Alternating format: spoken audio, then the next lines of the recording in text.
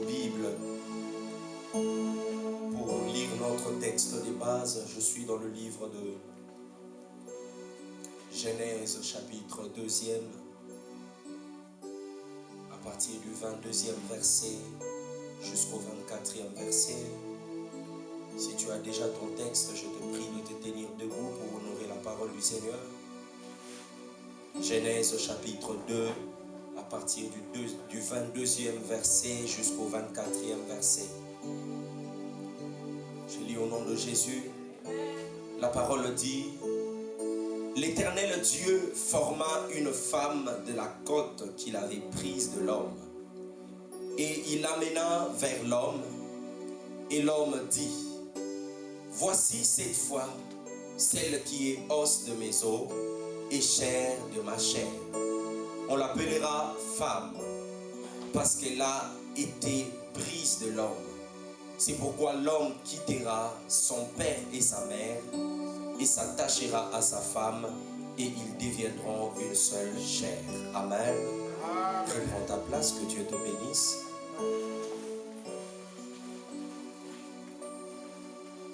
Encore une fois, shalom peuple de Dieu.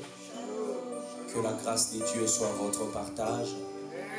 Alors, j'aimerais rapidement rappeler notre thème de ce mois que nous avons abordé depuis le dimanche passé. Quelqu'un était là le dimanche passé? Que Dieu te bénisse. Est-ce que quelqu'un a été béni le dimanche passé? Que Dieu te bénisse. Alors, rappelons-nous rapidement, notre thème était intime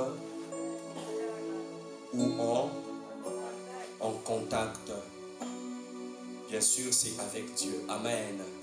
Intime ou en contact avec Dieu. Et rapidement, j'aimerais t'aider à être à la page. Pour ceux qui écrivaient, est-ce que vous vous rappelez du premier sujet que nous avons vu la fois passée? C'était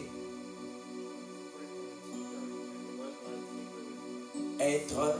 C'est quoi être en intimité avec Dieu? Est-ce que quelqu'un a une idée de ce qu'on appelle intimité avec Dieu? J'aimerais rapidement le rappeler ici, rappeler ce qu'on avait dit le dimanche passé. Être en intimité avec Dieu, c'est trouver des occasions, multiplier des occasions pour être dans la présence de Dieu en ayant pour motivation l'amour. Amen. C'est-à-dire, je commence à me plaire, à multiplier de temps dans la présence de Dieu, pas pour lui demander quelque chose, pas pour quémander quelque chose, pas pour pleurer comme nous avons l'habitude de faire, mais d'être là tout simplement parce qu'on l'aime et on veut passer du temps avec lui. Et pour ceux qui étaient là avec nous le vendredi, nous avons pratiqué cela. Amen. Nous sommes venus du début jusqu'à la fin. Nous avons passé du temps dans la présence de Dieu sans lui demander quoi que ce soit. Et je prie et je déclare que cela demeure notre habitude au nom de Jésus.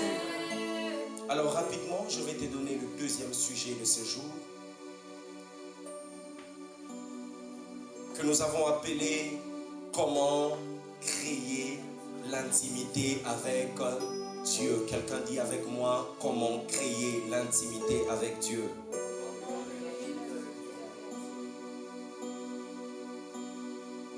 Très important de savoir comment créer l'intimité avec Dieu. Parce que on t'a beau motiver pour dire que l'intimité, c'est une mode de vie intéressante. C'est très bien d'être en intimité, voilà, Dieu le veut. Mais si nous ne t'apprenons pas comment est-ce que tu dois créer cette intimité avec Dieu, nous risquerons de passer à côté. Voilà pourquoi nous ne passerons pas à côté. Et aujourd'hui, nous apprenons comment créer l'intimité avec Dieu. Amen. Avant de commencer mon sermon, j'aimerais vous rapporter quelque chose. Un bien-aimé m'a posé une question en me disant: Pasteur, je veux commencer cette vie d'intimité avec Dieu. Et je sais que je dois de temps en temps lui parler et être dans sa présence, surtout pas pour demander seulement, mais pour exprimer plus mon amour envers lui et passer plus du temps avec lui. Et il m'a dit: et puisque nous parlons de l'intimité, pasteur, dites-moi, je me pose quand même cette question, si c'est vraiment la même chose quand nous voulons devenir amis ou intimes à un frère ou à une sœur que nous voyons ou que nous connaissons. Le problème de mon bien-aimé frère qui s'est approché auprès de moi après avoir entendu la prédication du dimanche passé, c'était il faut que nous puissions passer du temps avec lui. Mais comment est-ce que ça va commencer? Voilà pourquoi j'étais en train de dire le dimanche passé, il faut arrêter de faire une chose, de parler à Dieu comme s'il était Dieu. Amen. Amen. Apprendre à parler à Dieu comme s'il était un homme que tu connais, un homme qui est réellement devant toi, en face de toi. Et ça, c'est le problème de plusieurs chrétiens. Gloire soit rendue à Dieu, ses frères a eu le courage de s'approcher de moi pour me poser cette question. Et directement, le Saint-Esprit m'a ramené aux conseils généraux que je recevais pour apprendre à créer des amitiés. Ou bref, à savoir comment commencer une relation. Quand je parle de relation, c'est hommes et femmes, garçons et filles. Parce que je ne vais pas vous mentir, les pasteurs que je suis aujourd'hui, j'avais vraiment du mal à établir des relations avec des personnes. J'aimais Dieu, j'ai servi Dieu et pour moi ça suffisait. Quand on me parlait des filles, c'est quelque chose vraiment qui cassait mes oreilles. Et surtout que nous avons entendu plusieurs fois que les filles, ça détruisent, elles détruisent le ministère, ainsi de suite. Alors je ne voulais pas tout simplement. Les autres pouvaient parler des copinages, des relations. Moi, ce n'était pas mon affaire. Amen. Heureusement pour moi, j'avais fait une prière, j'avais dit Seigneur, le jour où j'entre en relation, c'est le jour où tu t'es décidé que je trouve la personne que je vais épouser. Amen. Et je suis content que Dieu ait entendu ma prière. Amen. Alors je me suis rappelé de ces conseils que les vieux nous donnaient, que d'autres pasteurs nous enseignaient. Ah, je me rappelle encore de ces conventions, les choix du conjoint. Ça revenait toujours à l'église, à mon église, lorsque j'étais jeune, bien-aimé dans le Seigneur. Chaque samedi, le choix du conjoint, on insistait sur ça. Et je me suis rappelé de ces conseils, j'ai dit, le Saint-Esprit m'inspire à venir donner ces conseils. Amen. Et c'est ce que j'aimerais partager avec toi avant de commencer à créer l'intimité. Alors ces conseils généraux sont le suivant. Premièrement, j'ai appris que si vous voulez construire une relation amicale ou une relation d'intimité, il faut premièrement se montrer curieux. Ça semble être bizarre, mais c'est la vérité. Apprendre à se montrer curieux. Je ne veux pas aller loin, je vais prendre l'exemple. Lorsque un jeune frère veut commencer à courtoyer une jeune sœur. Alors lorsque la jeune sœur s'approche, au départ, elles toutes ne veulent toujours pas. Elles ne sont toujours pas intéressées. Au pire, la réponse est non. Mais il y a quelque chose qui intéresse toujours nos jeunes sœurs. C'est qu'à chaque fois qu'elle met ou qu'elle change quelque chose, elle ne te dira pas, mais elle veut que toi tu remarques. Amen. Et à un moment, si tu zappes, elle peut même venir devant toi. Donc tu n'as même pas remarqué que j'ai changé de coiffure. Alléluia. Vous allez remarquer que les jeunes sœurs veulent assez que nous soyons curieux. Et quand vous manifestez cette curiosité, vous suscitez de l'attention et vous commencez à créer de l'intimité. Alléluia.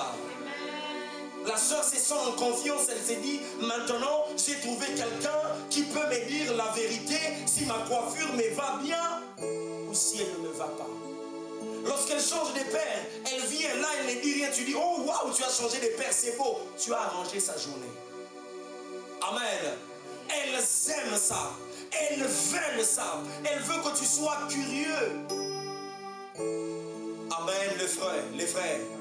Amen, chers frères. J'aimerais ramener ça dans le contexte de l'intimité avec Dieu. C'est la même chose avec notre Dieu. C'est ce que j'ai répondu à ses frères. De la même façon que tu cherches à créer ta relation d'intimité avec un frère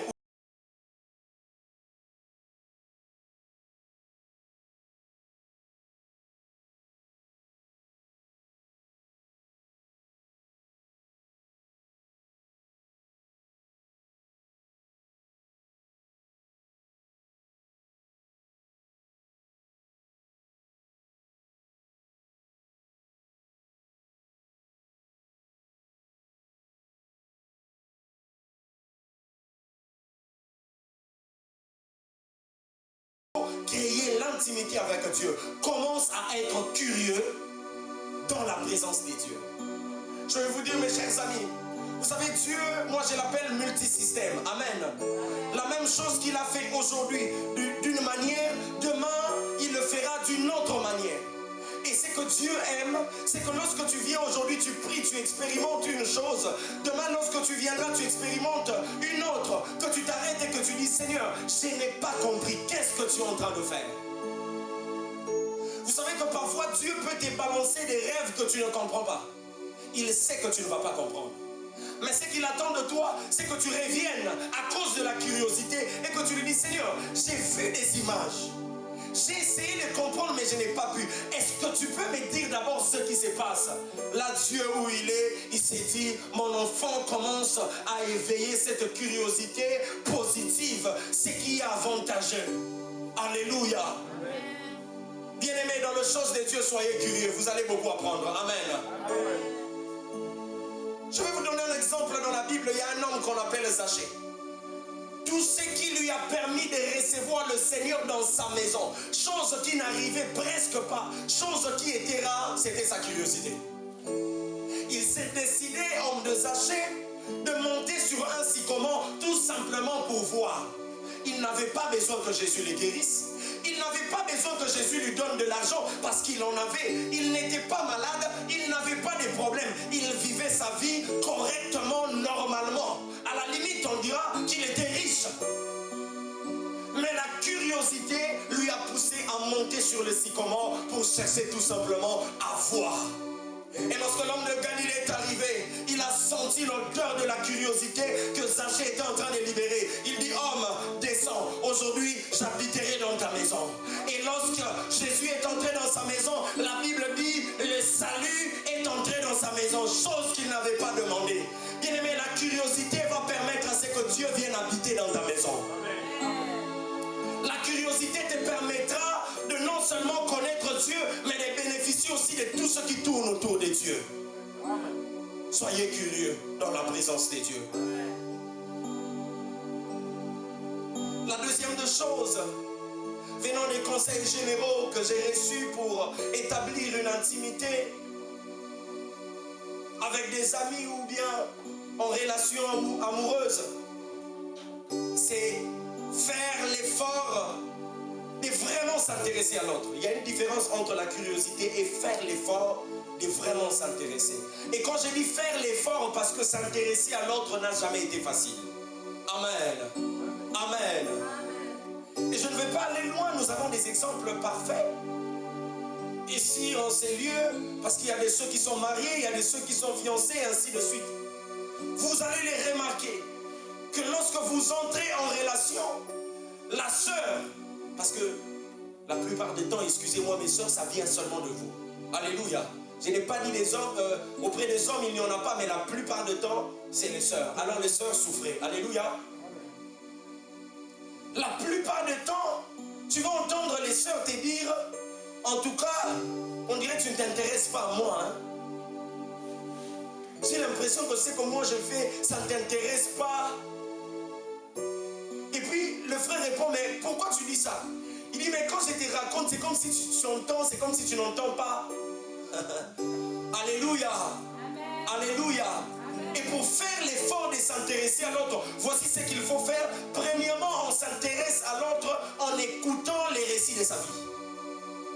J'ai ma propre femme ici qui m'a raconté toutes les histoires de sa famille. Et je connais, je maîtrise tellement les histoires que lorsqu'elle dit un mot, j'ajoute le suivant.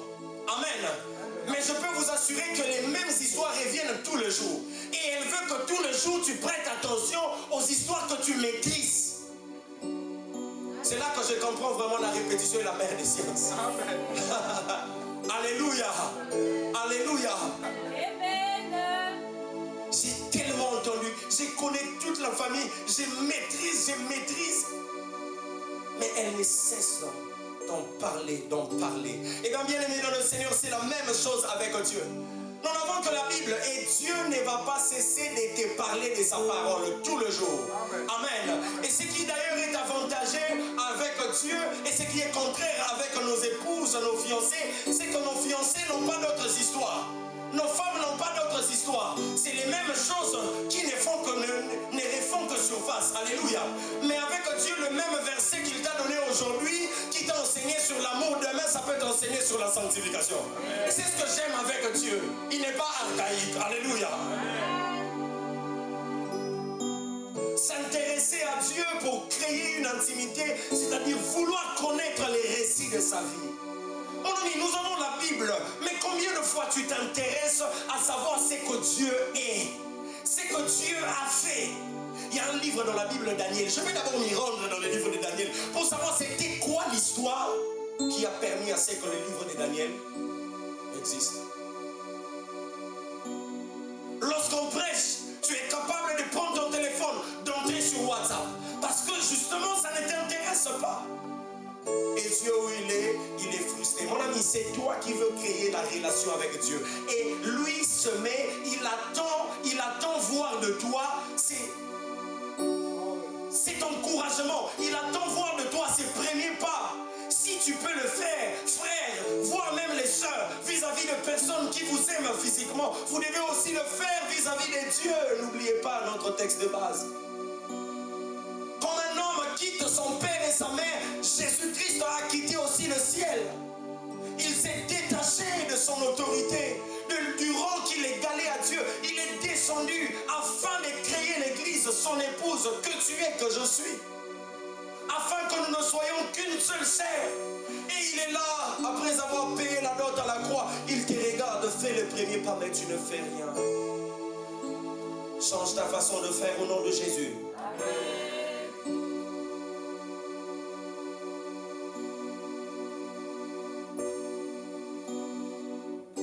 Faire l'effort de vraiment s'intéresser à l'autre en écoutant le récit de sa vie. Deuxièmement aussi, quelque chose que j'ai appris, qu'il ne faut pas seulement écouter le récit de la vie de son prochain, mais aussi il faut apprendre à connaître ses succès. Amen. Vous savez, je n'irai pas loin, les femmes aiment réussir. Alléluia. Une femme, quand elle te dépasse dans quelque chose, elle se sent bien. Amen. Et parfois même par ironie, qu'est-ce que nous avons l'habitude de faire? Je me fais échouer moi-même pour qu'elle se sente bien. Est-ce que ça arrive à un frère galant ici? Amen. De faire ça?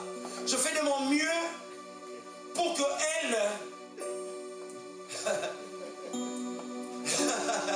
J'entends un frère en train de rigoler en disant: ah les sœurs, pourquoi vous faites ça?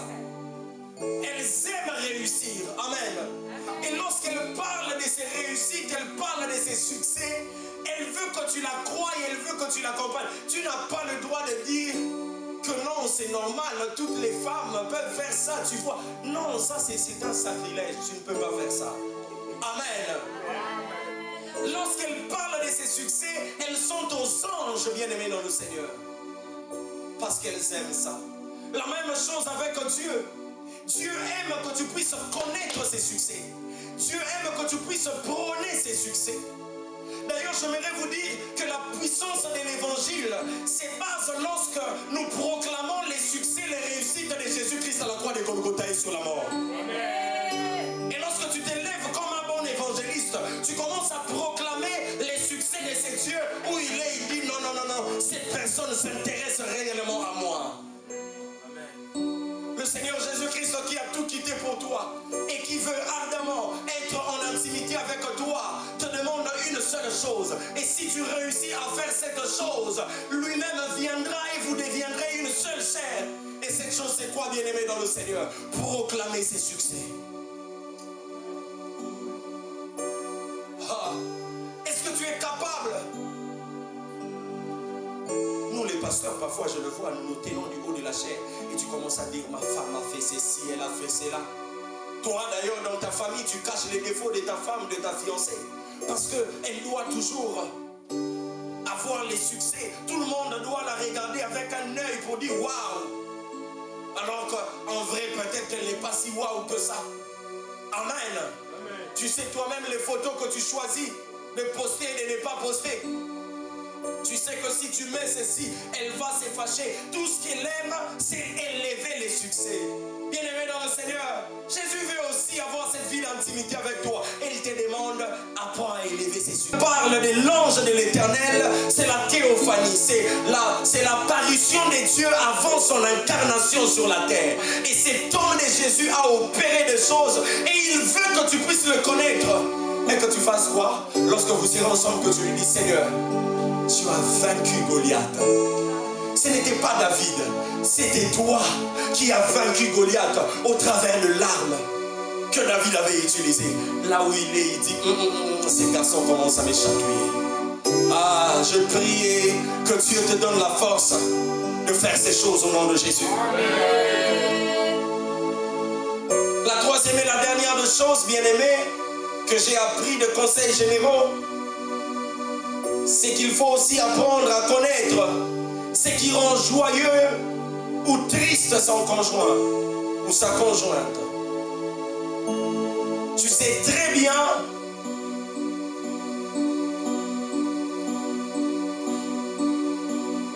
que elle, telle qu'elle est là, parle de tout, sauf sa famille. En tout cas, une fois que tu touches à sa famille, même si elle le proclame matin, midi, soir, elle dit tu es amour, je t'aime pour la vie. Ces jours-là, elle te montrera qu'elle ne t'aime pas parce que tu as touché un point sensible. Un point qu'elle n'aime pas. Amen. Et de même, lorsque vous connaissez son point faible, vous savez que son langage d'amour, c'est soit les cadeaux, soit les paroles. Quand j'écris une lettre, tout simplement, elle se sent bien. Quand j'apporte un cadeau, elle se sent bien. Quand je l'invite au restaurant, hey, restaurant. J'ai entendu une sœur dire Amen. Ça, c'est l'appel des fonds. Amen. On appelle ça appel des fonds, appel d'investissement. Qu'il te soit accompli selon ta foi, ma fille. Ah, toutes les sommes ont ramassé Amen. Alléluia. De même avec Dieu bien-aimé dans le Seigneur, il faut apprendre à savoir ce qui les rend joyeux et ce qui les rend tristes. Si nous voulons être en intimité avec lui, vous devez comprendre qu'il est un homme. Et il fonctionne de la même façon que nous. Amen. Nous avons été créés peu inférieurs à Dieu. Alléluia. Tout ce qu'il a et que nous n'avons pas, c'est sa gloire. Et le fait d'habiter dans des lumières inaccessibles. En le voyant, vous mourrez directement. C'est ce qui met la différence. Le reste, tout ce qu'il a, tout ce que nous avons. La Bible déclare quel il est, quel nous sommes. Dieu partage les mêmes émotions, les mêmes sentiments que nous. Il aime. Voilà pourquoi l'homme de Jésus a mangé. Il a pleuré aussi. Il s'est senti abandonné, il s'est senti trahi. Parce qu'il partage les mêmes sentiments et émotions que nous. Et il faut apprendre ce qui le rend joyeux. Je vais te donner un exemple.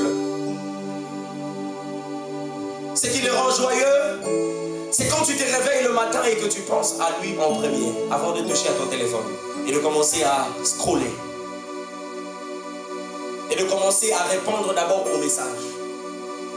À un moment, il veut seulement savoir que tu t'es réveillé pour lui, pas pour le monde. Et ça le fait plaisir. Lorsque tu te réveilles le matin, tu pries. N'est-ce pas que toi-même tu te sens bien? Tu te sens bien. Un vrai chrétien, lorsqu'il prie le matin avant de sortir, il se sent bien. Alléluia. Alléluia. Et Dieu aime ça. Et plus tu fais ça, plus il voit que tu t'intéresses réellement à lui. Et la création de l'intimité commence à devenir petit à petit possible. Parce que tu ne vas pas sauter, tu ne vas pas brûler les étapes. Tu dois passer par ces prérequis. Alléluia. Ça, ce sont les choses par lesquelles tu dois passer automatiquement avant de sauter à l'intimité. C'est pas que créer l'intimité, allez, on vient, les lobby, bouh. Il commence à te dire des choses secrètes. Non, mon ami, c'est qui? Même avec une fille, aussi facile que ça, tu ne peux pas faire ça. Amen. Amen, peuple de Dieu. D'autres ici ont pris 6 mois dans la drague. Est-ce qu'on peut draguer Dieu? D'autres ici, parfois même ils mentent. Et ils disent que ce sont des mensonges qui font office de vérité. Il part rendre visite à la soeur. Et il ne mange pas les riz. Mais là-bas, il dit, c'est trop bon. Alléluia. Tout ça pourquoi? pas la drague. Amen. Je ne dois pas passer à côté. Tout ce qu'elle dit, même on supporte même d'autres bêtises. Je sais que ça va changer demain, aujourd'hui je supporte.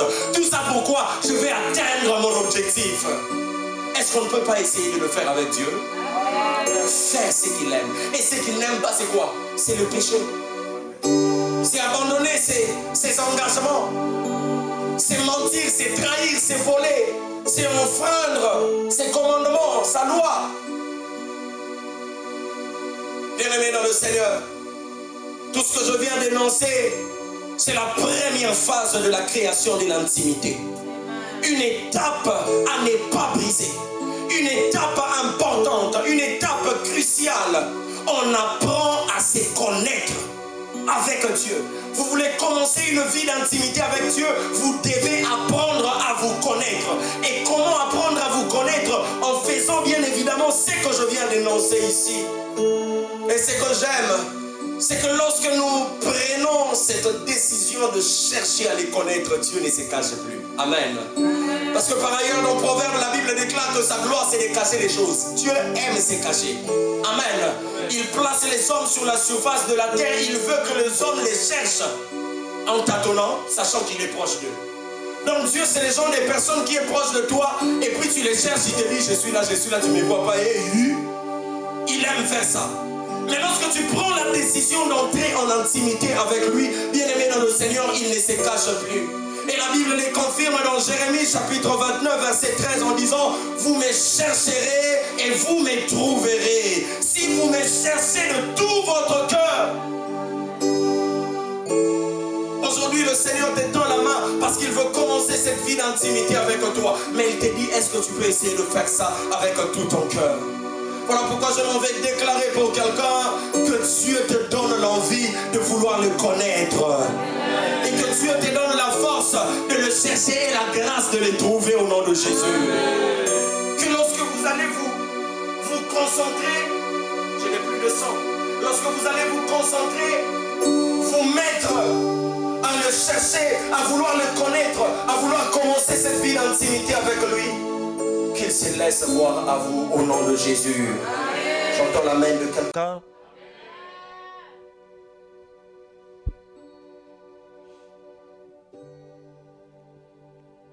Et bien-aimé dans le Seigneur, j'aimerais souligner que cet apprentissage exige des manières.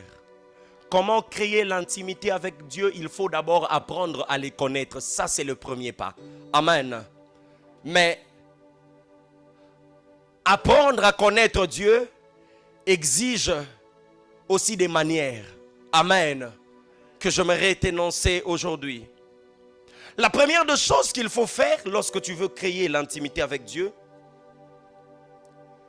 il faut atteindre le cœur de Dieu. Quelqu'un dit avec moi, atteindre le cœur de Dieu. C'est normal que tu dormes parce que tu n'écris pas. Hein? C'est normal que tu dormes parce que tu n'écris pas.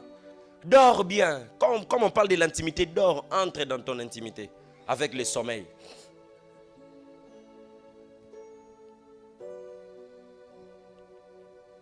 Il faut atteindre le cœur de... Bien-aimé dans le Seigneur, notre Dieu est un Dieu personnel qui nous a créés pour lui-même et qui désire ardemment une relation intime avec nous. Il veut que nous vivions avec lui une relation d'amour sincère et unique. J'aimerais dire à quelqu'un, l'amour que Dieu veut partager avec toi, il ne veut le partager avec personne d'autre.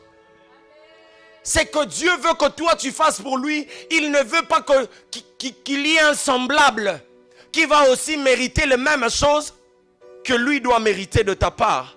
Amen. Et pour pouvoir atteindre son cœur, voilà ce qu'il faut faire. Prenez avec moi la lumière de la parole de Dieu, Matthieu chapitre 22, à partir du verset 37 au verset 38. Et nous allons voir qu'est-ce qui peut captiver le cœur de Dieu. Ah, si le cœur des femmes se captive par les cadeaux et par les fleurs, voilà ce qui peut captiver le cœur de Dieu afin de nous permettre d'entrer en intimité avec lui. L'intimité est avantageuse pour nous. Et lui, il est là, il boude, il attend que tu fasses des efforts. Amen. Matthieu 22, 37 à 38. La Bible dit, Jésus lui répondit, tu aimeras le Seigneur ton Dieu de tout ton cœur, de toute ton âme et de toute ta pensée. C'est le premier et le plus grand commandement. Amen. Jésus a répondu à cet homme, tu dois aimer le Seigneur ton Dieu de tout ton cœur, de toute ton âme, de toute ta pensée. Et ça, c'est le premier et surtout le plus grand de tout le commandement. Vous allez voir qu'il y a un pronom indéfini là-bas, tout et toutes. Amen. C'est-à-dire tout pour lui. Donc si tu auras affaire au cœur, que le cœur dans son entièreté soit à lui. Si tu feras affaire avec l'âme, que toute l'âme soit pour lui. Si tu feras affaire avec tes pensées, que toutes tes pensées soient à lui. Bien-aimé dans le Seigneur, permettez-moi d'essayer un tout petit peu de détailler ce verset. Premièrement, on dit, tu aimeras le Seigneur ton Dieu de tout ton cœur. Lorsqu'on parle de cœur, les médecins sont ici, ils peuvent confirmer ce que je suis en train de dire. Lorsqu'un cœur s'arrête de battre, c'est l'homme qui perd la vie. Amen. Parce que le cœur, c'est l'organe central qui prend et qui éjecte du sang, de sorte à ce que tous les autres organes du corps puissent fonctionner. Donc, sans le rôle, sans le cœur, il n'y a pas de vie. Même si la vie se trouve dans le sang, si le cœur ne fait pas son travail de pomper le sang partout dans le corps, il n'y aura pas de vie. Maintenant, imaginez-vous quand Dieu dit tu m'aimeras de tout ton cœur. C'est-à-dire la force que le cœur plutôt peut mettre pour pomper le sang et donner la vie à tous les organes et permettre au corps de fonctionner.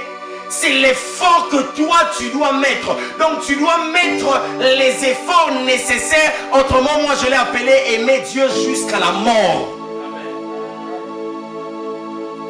Tu aimeras le Seigneur Dieu de tout ton cœur, c'est-à-dire tu aimeras le Seigneur Dieu jusqu'à la mort. J'ai une question à poser à quelqu'un. Est-ce que tu aimes vraiment le Seigneur jusqu'à la mort?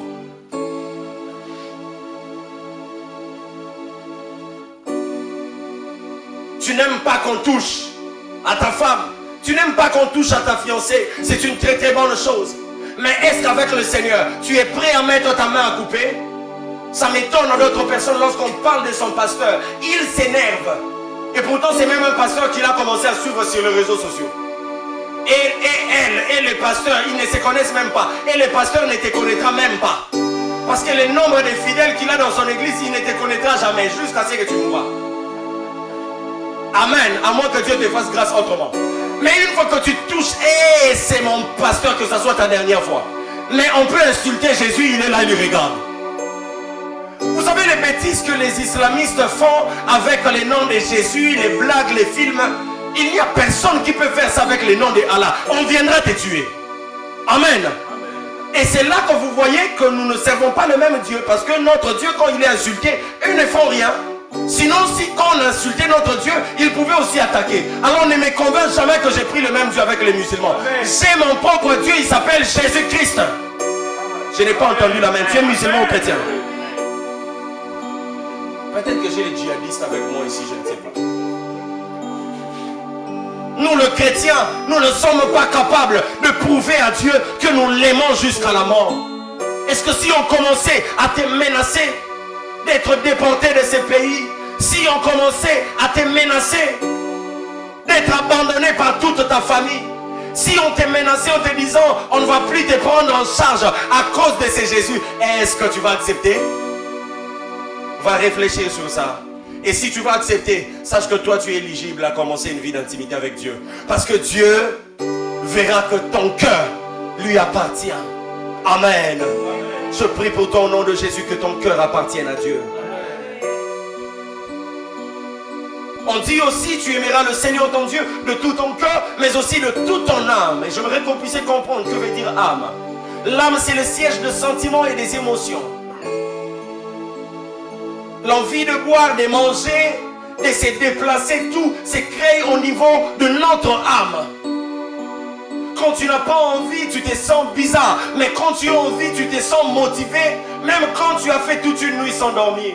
Et quand le Seigneur dit tu m'aimeras de toute ton âme, il veut dire que tu dois m'aimer avec tous tes sentiments. Vous savez, il y a des personnes qui aiment Dieu tout simplement avec la bouche, mais pas avec le cœur. Amen. Ils sont là, ils prient, mais en aucun jour ils montrent à Dieu qu'ils l'aiment vraiment avec tous ses sentiments. Quand ils se retrouvent en train de danser, c'est parce que les nombolo de la louange l'a plu. En fait, il faut vraiment faire très attention. Quand tu danses là, est-ce que tu danses vraiment pour Dieu ou parce que c'est la musique qui a éveillé ta conscience? Tu vas te rendre compte que c'est la musique. Parce que c'est lui qui danse. En sachant que je danse pour louer mon Dieu, tu verras, il ne sera pas en train de rigoler. Il ne sera pas en train de ricaner. Pour lui, la louange ne sera pas un temps de divertissement. Mais ça sera un temps de concentration parce qu'il sait, par cette louange, un Jéricho peut tomber. Il sera en train de danser, mais en ayant même les yeux fermés. Parce qu'il sait que là, je suis en train d'exprimer mon amour. C'est un sentiment haut. De la même façon, quand je reçois ma paix, hey, j'ai fait d'abord un petit mouvement. Le message est entré, le message de gloire. Alléluia, les salariés. Ils savent de quoi je parle. Où est-ce que tu places tes sentiments, incapable de pleurer dans la présence de Dieu? Où est-ce que tu places tes sentiments, incapable de dire à Dieu sincèrement que tu l'aimes? Voilà pourquoi quand les modérateurs ne prient pas ou ne te motivent pas avec des bonnes paroles, tu ne sais pas prier. Parce que tu ne sais pas toi-même libérer tes émotions. Mais pour une femme, tu vas écrire un long poème. Heureusement que ce sont des poèmes d'hypocrisie que toi-même tu ne maîtrises même pas. Tu as pris sur Google, tu as pris sur Yahoo, tu as pris sur GPT. Et puis tu écris à ta femme en puisant sur GPT, tu es sorcier. Espèce de sans émotion et sans sentiment. C'est irresponsable de ta part d'essayer de libérer des paroles que tu ne connais pas, que tu ne maîtrises pas. Sois vrai. Amen. Hein? Si ça sera deux phrases, sois vrai. Et c'est ce que Dieu attend de toi. Toi, tu viens à l'église. Dieu, tu es le Narcisse de Saron. Tu sais, ça veut dire quoi, Narcisse de Saron? Tu es le lion de la tribu de Judas. On t'a dit que toi, tu es dans la tribu de Judas. Pour que tu lui dises que lui est ton lion. Il est qui pour toi? Dis-le lui. Qu'est-ce qu'il a fait pour toi? Dis-le lui. Qu'est-ce que tu ressens réellement pour lui? Dis-le lui. C'est ça, aimer le Seigneur avec toute son âme. Amen. Amen. Et troisièmement, on parle, tu aimeras le Seigneur avec toutes tes pensées. Et quand on parle, la Bible parle de pensée, la Bible veut parler de l'intelligence. Est-ce que ton intelligence est à Dieu? Bien-aimé dans le Seigneur, tu peux être brillant à l'école, à l'université, dans ton travail, tu peux exceller. Mais si cette excellence, si cette intelligence ne sert pas Dieu, alors Dieu ne voit pas d'importance à entrer en intimité avec toi. Amen.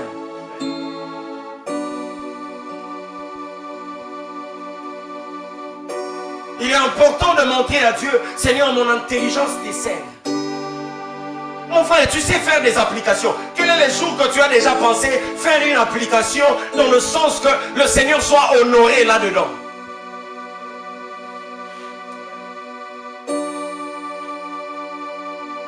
Tu as un travail que tu sais faire avec tes mains, mais quel est le jour que toi, tu t'es dit, comment est-ce que je peux essayer d'accommoder mon intelligence pour louer Dieu, pour célébrer Dieu? J'ai aimé cette belle initiative que je vois aujourd'hui dans des concerts ou bien même dans des églises. Je vois des artistes peintres pendant que l'on est Dieu en train de prêcher ou pendant que le concert est en train de jouer, les musiciens sont en train de chanter, il y a un peintre, artiste qui est en train de peindre. Il est en train de peindre. Ce qu'il entend, ce qu'il sent, nous ne savons pas. Mais tout ce que je retiens, c'est qu'il prend son intelligence et il essaye de l'accommoder pour servir Dieu. Mon ami, retiens aujourd'hui que le plus grand de tout le commandement, et le seul d'ailleurs, qui élimine ou qui englobe tous les autres commandements, c'est aimer Dieu avec tout son cœur, avec toute son âme et avec toutes ses pensées. C'est-à-dire aimer Dieu jusqu'à mourir. c'est-à-dire aimer Dieu avec tous ses sentiments, c'est-à-dire aimer Dieu avec toute son intelligence. Lorsque vous accomplissez ces choses, laissez-moi vous dire, bien-aimés dans le Seigneur, vous atteignez le cœur de Dieu. Amen.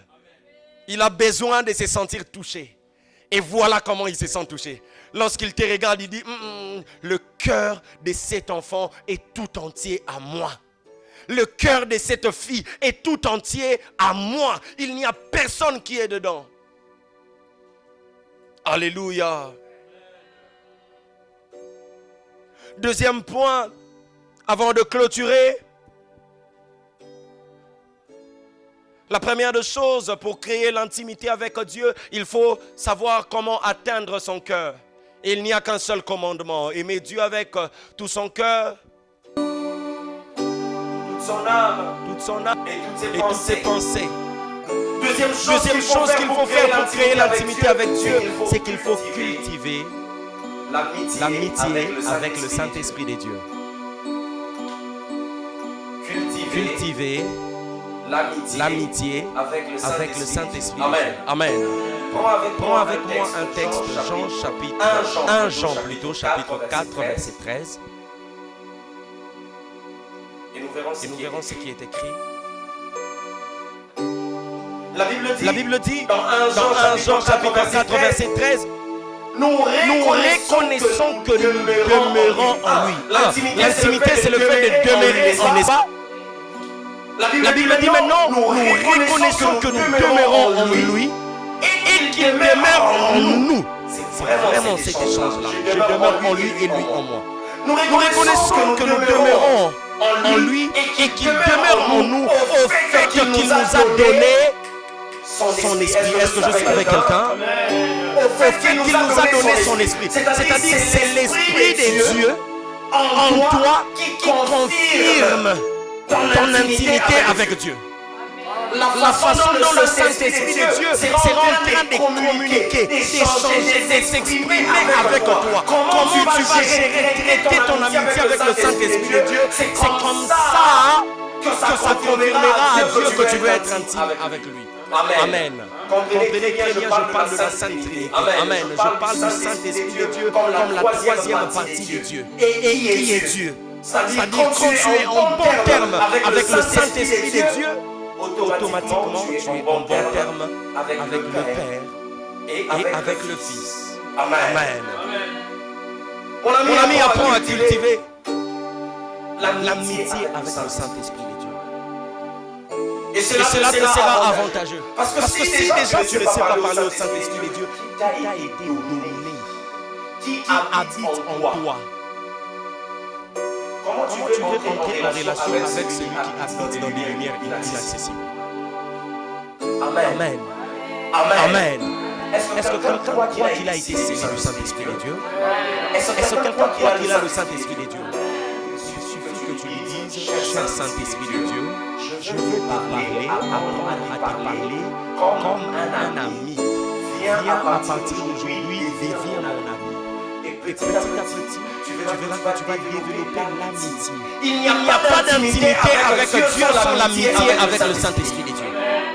Qui te fera entrer? Prenez quelques versets et vous allez comprendre de quoi je suis en train de parler. 2 Corinthiens chapitre 13, verset 13. Qu'est-ce que la Bible dit? Que la grâce du Seigneur Jésus-Christ, l'amour de Dieu et la communion du Saint-Esprit soient avec vous tous. L'apôtre Paul est en train de suggérer, il est en train de déclarer, de proclamer en disant, il faut que l'amour de Dieu, il faut que la grâce du Seigneur Jésus soit votre partage.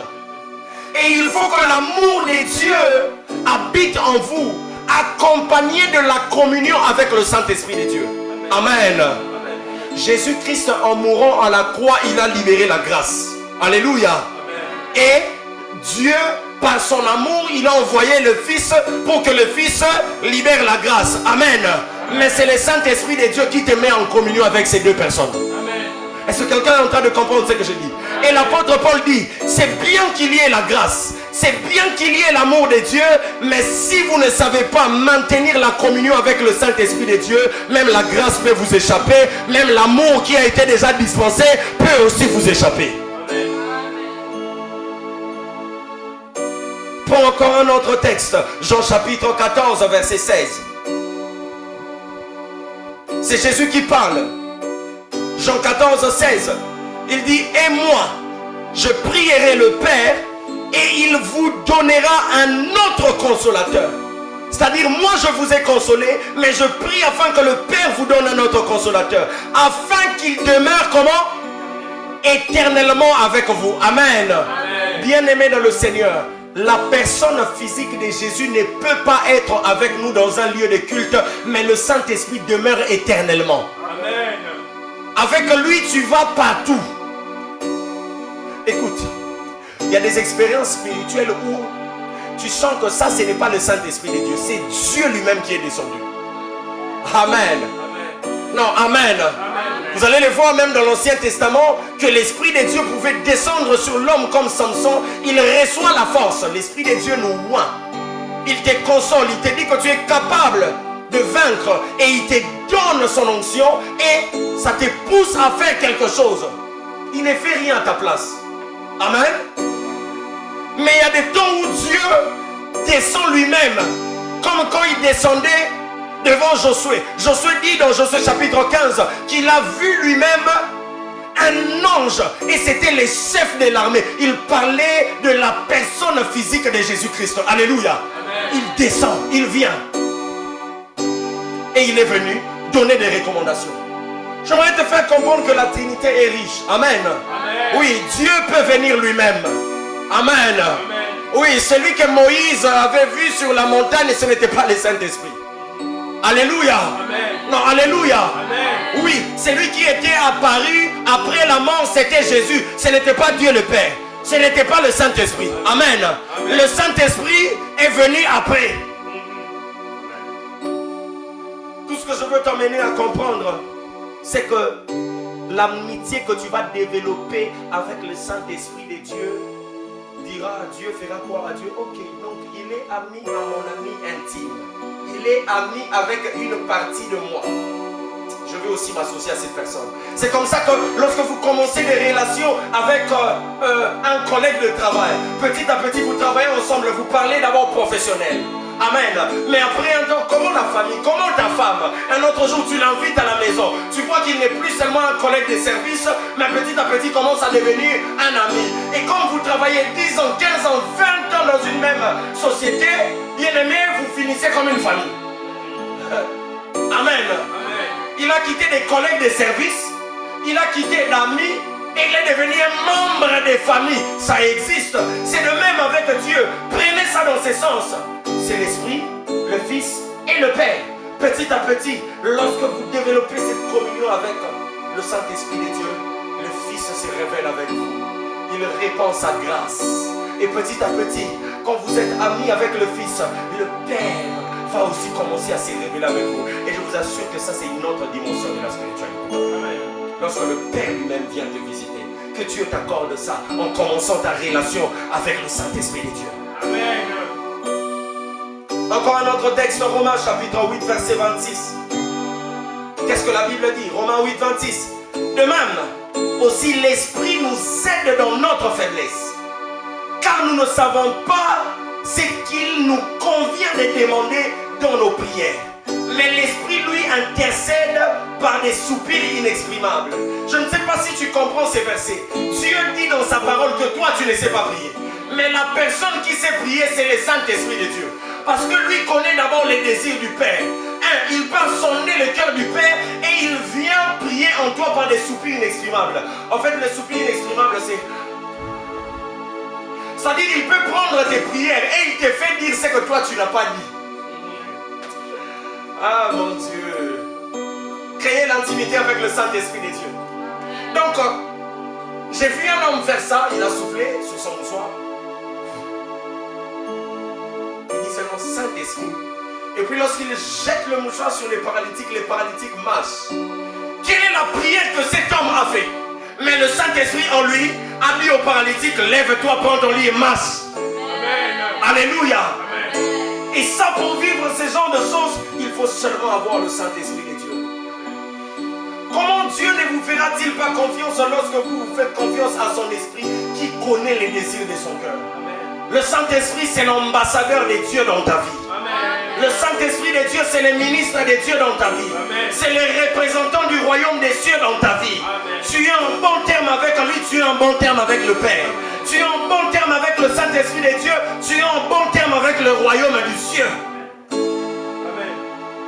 Voilà pourquoi il y a d'autres choses que nous demandons, que nous ne recevons pas. Pourquoi? Parce que le Saint-Esprit en nous d'abord n'est pas bien. Tu l'as attristé en manquant du respect à ton professeur. Et puis tu viens le vendredi à l'église, tu commences à prier. Ok, tu pries Dieu, n'est-ce pas, au nom de Jésus et le Saint-Esprit qui est au-dedans de toi. Vous savez, hier, le Saint-Esprit, il est bon. Ça m'arrive en tant qu'homme de faire des erreurs, même vis-à-vis de ma femme. Et c'est plus facile pour moi de m'excuser auprès de ma femme. Mais quand je viens dans la présence de Dieu, le Saint-Esprit dit, arrête. Tu ne m'as jamais, moi, demandé pardon. Tu as demandé pardon à ta femme, vous avez arrangé. Mais à moi, tu ne t'es jamais mis pour me demander pardon.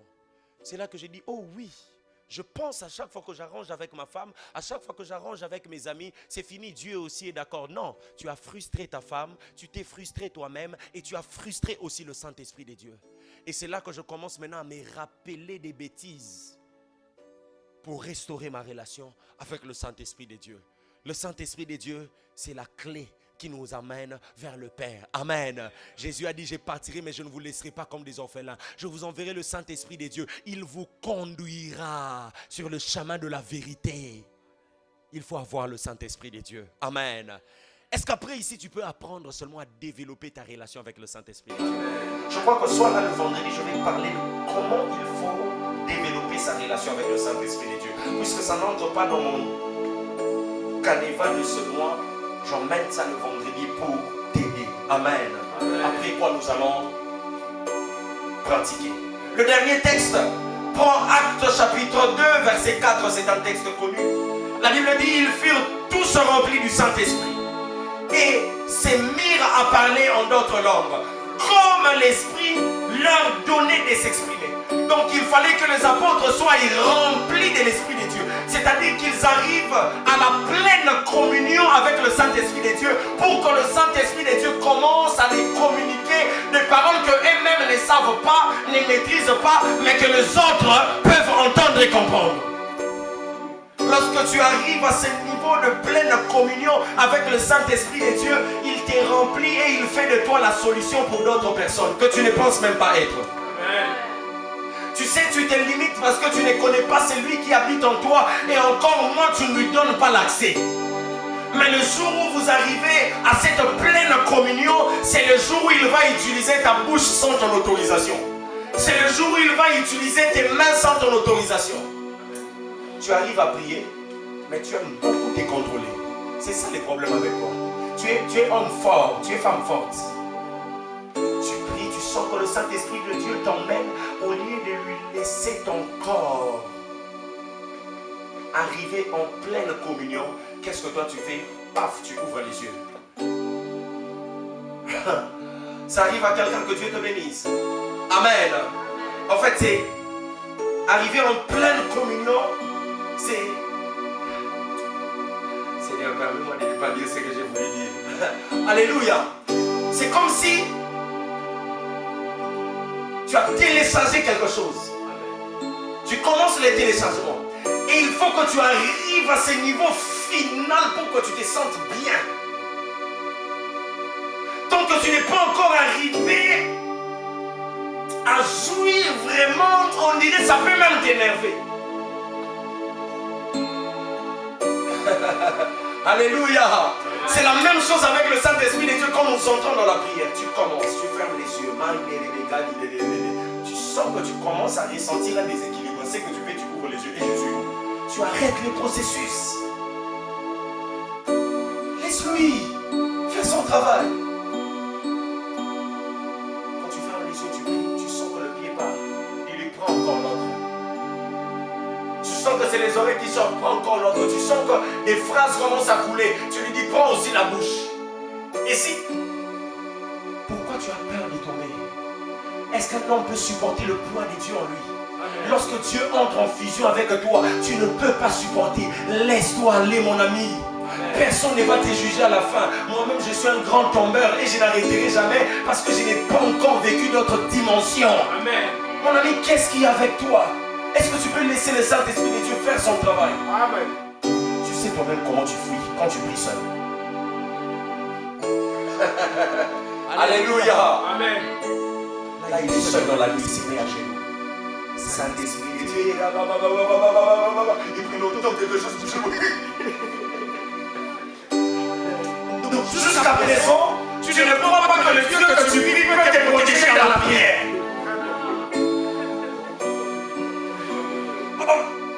C'est Dieu-là que tu pries, tu ne sais pas qu'il ne peut pas te faire du mal. Laisse ces bruits. La Bible dit que les apôtres étaient dans la chambre haute. Soudainement, ils ont entendu un bruit qui était comme celui d'un vent impétueux que tu ne peux pas supporter. Toi d'ailleurs, ce n'est que la porte qui bouge. C'est Jésus. Puis dit aussi Jésus. On dirait c'est Jésus. Et puis quand... Ah, c'est lui-ci vraiment. Quitte. Va, fainéant. Peureux. Alléluia. Ah, je prie au nom de Jésus que tu apprennes à développer l'amitié avec le Saint-Esprit de Dieu. En faisant quoi? En lui laissant faire. Tout commence avec lui. Premièrement, on gagne le cœur de Dieu. Deuxièmement, on gagne le cœur du Saint-Esprit de Dieu. Lui va témoigner à notre place. Lui, il va prier à notre place. Saint-Esprit de Dieu, je ne sais pas prier. Je ne sais pas ce que je peux dire à un paralytique pour qu'il s'élève. Mais toi, tu es capable de donner une prière à mon ombre, de sorte que quand je passe, que mon ombre dise au paralytique, lève-toi et marche. Comment ne pas vouloir développer l'intimité avec le Saint-Esprit de Dieu? Notez bien, bien-aimés dans le Seigneur, je termine par là. Pour entretenir, si vous avez déjà commencé l'amitié avec le Saint-Esprit de Dieu, pour entretenir cette relation amicale avec le Saint-Esprit de Dieu, voilà ce que vous devez faire et ce que vous ne devez pas faire.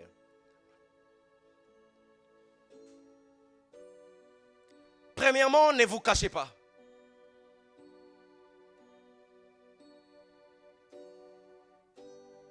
Nous ne pouvons pas cacher ne serait-ce qu'une partie de notre vie. Vous savez, parfois on se décide de dire à Dieu ce que nous pensons qu'il doit entendre. Et d'autres choses, on ne lui dit pas.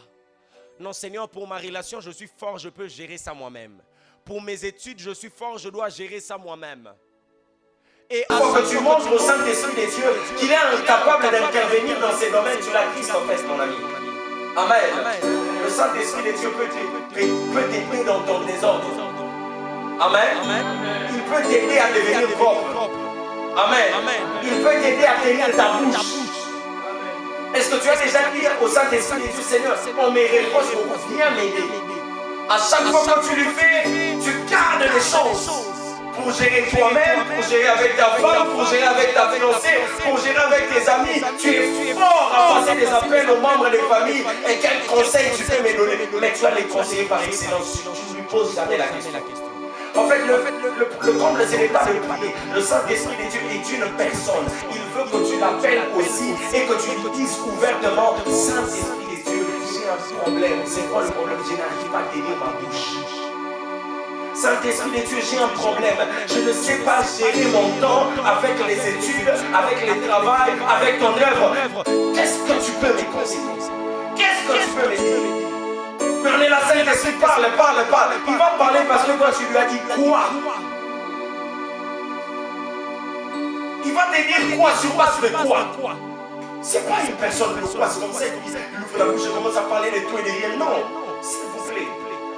C'est un responsable. C'est un homme sérieux. Il ne faut pas blaguer avec le Saint-Esprit de Dieu. Même moi, tu ne viendras pas auprès de moi et puis tu commences à me dire, m'en parle, c'est pas grave que ça vous du calme. Tu viens sur place ou quoi? On t'a dit que je suis un prophète Jacob. Pour que je commence à parler. Le Saint-Esprit non plus n'est pas un prophète Jacob. Parle-lui, mon ami. Et il te parlera. Voilà encore ce qu'il ne faut pas faire.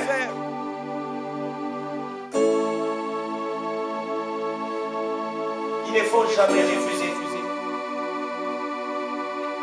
Il ne faut jamais refuser d'écouter le Saint-Esprit lorsqu'il parle.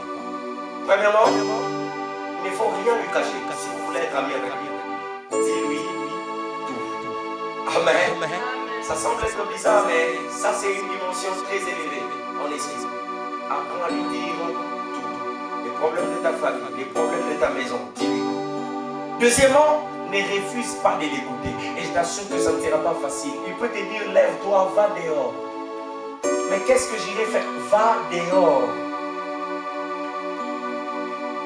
À un moment, il t'exerce comme ça. Il veut que tu obéisses. Et quand tu obéis, tu amplifies sa voix. Tu le permets de parler de plus en plus. Et quand sa voix est amplifiée, il a plus confiance en toi. Il sait que je peux au moins parler et mon frère, mon ami m'écoutera. Mais à chaque fois qu'il parle et que tu fais semblant de ne pas écouter, ou bien que ton intelligence essaye de changer ça, tu l'attristes. Et ça, c'est très dangereux. Ça détruit votre amitié. Le Saint-Esprit de Dieu est capricieux. Il aime qu'on l'écoute. Il te dira, ne dors pas, prie. Tu regardes, je vais prier demain. Comme demain, je n'ai pas de travail. Quand je vais me réveiller. Et à chaque fois que tu fais ces calculs-là, tu te rends compte que quand tu te réveilles, tu ne pries pas. Répondez toujours à son appel. Cet appel peut tout simplement être, lève-toi, va à la cuisine.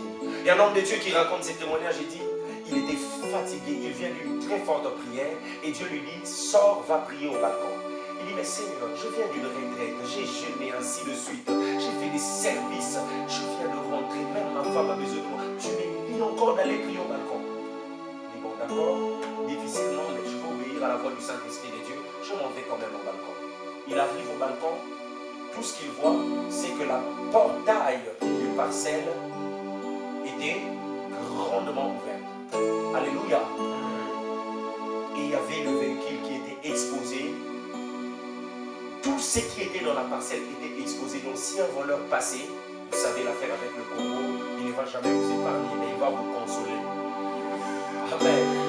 Non, vous avez exposé, lui vous console. C'est-à-dire que vous avez des problèmes, vous n'arrivez pas bien garder, je vous aide, je vais garder pour vous. Et il a compris que la prière que le Saint-Esprit lui demandait de faire, c'était d'aller fermer la porte. Le Saint-Esprit de Dieu veut t'épargner à plusieurs reprises en te disant prie. Écoute, la prière ne doit pas être une corvée, ça ne doit pas être une bénédiction. Et personne ne t'a dit qu'il faut nécessairement prier 2 heures, 3 heures du temps. Ça, ce n'est pas l'intimité. Amen. Amen. Le plus important, c'est d'être là et d'être avec lui, sûrement. Ça peut faire 5 minutes, mais dans 5 minutes, il te dit ce qui va impacter toute ta vie et même les générations après toi. Ne pensez pas que Dieu est régi dans le temps, surtout pas dans ton temps. Mon ami, 1000 ans est comme un jour dans sa présence. Donc toi là, tu ne vivras même pas, je ne sais pas si tu vivras même 100 ans. Ton espérance de vie au Congo a été placée à 55 ans. Je ne sais pas si tu vivras jusqu'à 100 ans. Que Dieu te fasse grâce que tu atteignes 120 ans, comme il est écrit dans la parole de Dieu. Mais c'est très difficile. Mais 1000 ans, c'est comme un jour. Maintenant, quel jour toi tu viens là? Pourquoi tu dois lui tailler dans le temps? Donc toi, quand tu sens que tu es monté en esprit, c'est que tu as prié 2 heures. Tu te trompes, mon ami. Et je peux vous assurer, ceux qui entrent en retraite savent, parfois Dieu vient vous visiter seulement à la dernière minute de la retraite. Demandez à Moïse, 40 jours, Dieu vient le 39e jour, la nuit. Quand tu es déjà fatigué, tu n'as rien vu, tu n'as rien entendu, et c'est là qu'il vient. Des hommes comme Élie, il va chercher Dieu, il va chercher Dieu. Et puis à la fin, Dieu n'est pas dans les feux, il n'est pas dans tout ce qui est bruyant. Il vient calmement. Et tu peux faire tes prières de 2 heures, 3 heures, tu te fâches, je ne sais pas contre qui. Il vient seulement à la fin et il te dit, va dormir. Ah mon Dieu. Il te dit, va dormir. Et pour lui, l'obéissance que tu auras vis-à-vis de ses commandements compte plus que toute ta prière. En fait, il s'exauce lui-même, il fait la volonté de son cœur. Comprends que le Saint-Esprit est aussi Dieu. Et il sait mieux prier pour toi. D'ailleurs, il sait ce qu'il y a de mieux pour toi, c'est lui qui le sait. Alors pourquoi pendant son temps multiplier les vaines paroles qui ne vont pas s'accomplir à la place de l'écouter? Voilà pourquoi quand tu vas dans la prière, cherche réellement qu'il soit là. Parce que s'il te dit un seul mot, ta prière peut s'arrêter. Écoute, moi quand l'Esprit de Dieu me parle, j'ai pris, j'arrête, même si j'ai fait 10 minutes. Qui t'a dit qu'il faut prier 45 minutes? C'est écrit où? Amen. Amen. Qui t'a dit qu'il faut prier 3 heures du temps? C'est pas mal. Tu développes tes poumons. Vas-y. Amen. Tu intercèdes pour plusieurs sujets. Il n'y a pas de problème. Prie. Tu intercèdes pour les âmes. Tu veux plus passer du temps. Oui, tu passes du temps avec lui. Mais il faut savoir qu'il est très occupé. Lui, quand il vient, il dit qu'est-ce qu'il y a de mieux, l'essentiel, et puis il part. Tu n'es pas encore dans la dimension d'Abraham où il va passer toute une soirée avec toi en train de manger. Ça arrive petit à petit. Il y a des gens comme ça qui s'enferment et puis il fait 24 heures et puis toi tu veux faire comme lui. Pourquoi tu veux relever des défis que Dieu ne t'a pas accordés? C'est une dimension que cette personne a atteinte. Le jour où Dieu se décidera de venir te visiter pour que tu fasses 24 heures, tu n'auras même pas la force de bouger un seul doigt. Amen. C'est lui qui te retient. Posez la question à plusieurs serviteurs de Dieu, ils vous diront que lorsque Dieu vient me visiter, je sens que mon corps est là et moi je suis à côté.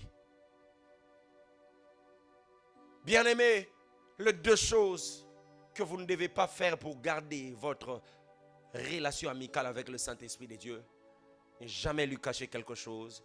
Et deuxièmement, toujours écouter sa voix. Ne jamais refuser d'écouter sa voix. Que le Seigneur nous bénisse. Est-ce qu'on peut acclamer pour le Seigneur?